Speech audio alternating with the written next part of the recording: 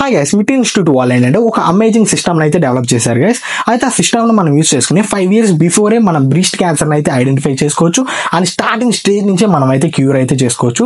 అయితే ఈ సిస్టమ్ పేరు వచ్చేసరికి మిరై.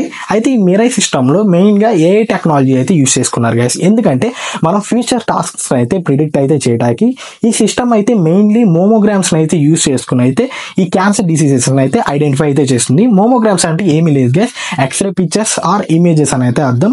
అయితే ఇది ఎలా వర్క్ అవుతుందో మీకు క్లియర్ గా ఎక్స్ప్లెయిన్ చేస్తాను చూడండి. ఫస్ట్ అయితే మనం మిరై సిస్టమ్ లో మోమోగ్రామ్స్ అయితే ఇన్సర్ట్ చేస్తాం గైస్. మీకు ఇందాక చెప్పినట్టే మోమోగ్రామ్స్ అంటే ఎక్స్రే పిక్చర్స్ లేకపోతే ఇమేజెస్ అని అయితే అర్థం. నెక్స్ట్ స్టెప్ లో చూస్తే ఇమేజ్ ఎన్కోడర్. ఇమేజ్ ఎన్కోడర్ లో ఏంటంటే మనం ఒక ఇన్పుట్ గా అయితే ఇమేజెస్ ఇస్తాం, లైక్ క్వశ్చనరీగా అయితే ఇమేజ్ అయితే ఇస్తాం.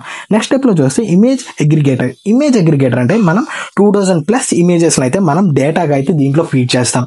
నెక్స్ట్ స్టెప్ లో చూస్తే రిస్క్ ఫ్యాక్టర్ ప్రిడిక్టర్. దీంట్లో ఏంటంటే మనకి ఏ మేరకు రిస్క్ అయితే ఉంది, ఏ మేరకు అసలు డ్యామేజ్ అనేది అయిందనేది ఇక్కడ ఐడెంటిఫై అయితే చేస్తుంది.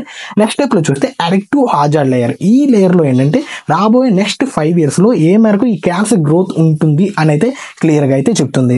అయితే చూసుకుంటే ఈ మిరై సిస్టమ్ ఇంత యాక్యురసీగా ఇంత పెర్ఫార్మెన్స్ గా ఎలా ఈ క్యాన్సర్ రిస్క్ అయితే ఫౌండ్ చేస్తుందంటే వీళ్ళు ఏంటంటే different category of aged people mammograms and already cancer disease కి ఎఫెక్ట్ అయిన వాళ్ళు ఉంటారు కదా, వాళ్ళ మోమోగ్రామ్స్ డేటాను అయితే మొత్తం అయితే కలెక్ట్ చేసుకుని ఈ సిస్టమ్కి అయితే ఫీడ్ అయితే చేస్తున్నారు, ఈ మిరై సిస్టమ్కి. అండ్ దీని మూలంగా ఇది ఏంటంటే ఇంత పర్ఫెక్ట్ యాక్యురసీగా అయితే ఈ క్యాన్సర్ డిసీజ్ని అయితే ఫౌండ్ చేస్తుంది. అండ్ రాబోయే జనరేషన్ వాళ్ళకైతే ఈ సిస్టమ్ అయితే చాలా బాగా అయితే ఉపయోగపడుతుంది.